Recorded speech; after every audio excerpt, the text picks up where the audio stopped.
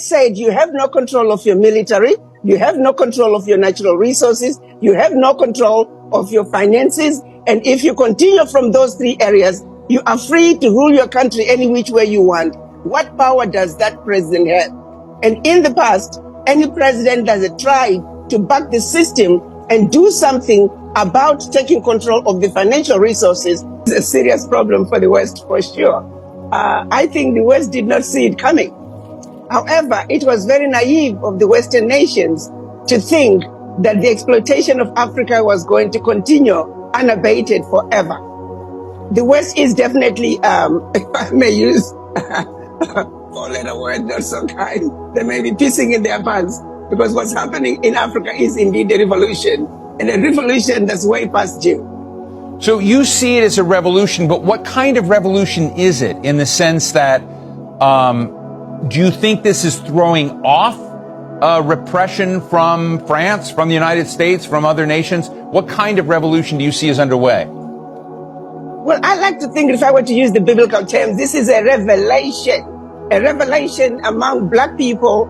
They're waking up and realizing that what has been happening is wrong, and change must come. And for true change to come, it must be brought by the people.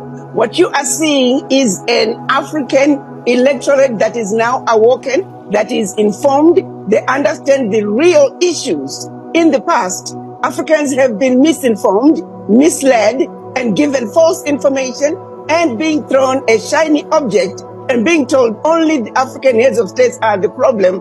But now they understand the invisible hand and the role that the invisible hand is playing to make sure that Africa remains where they want Africa to be.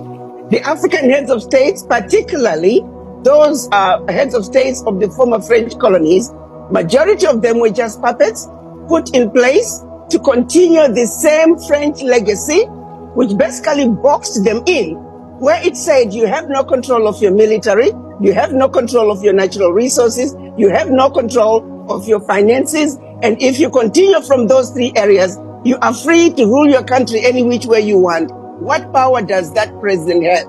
And in the past, any president that has tried to back the system and do something about taking control of the financial resources, and I'm talking about African countries depositing their bank reserves with France.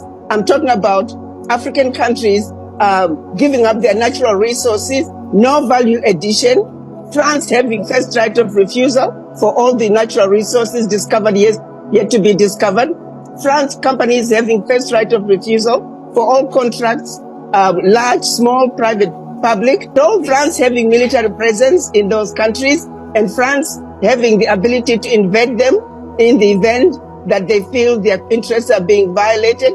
France making sure that those countries can only be trained by France, the military can only be trained by France, the military equipment can only be bought from France. Come on now. Our people didn't understand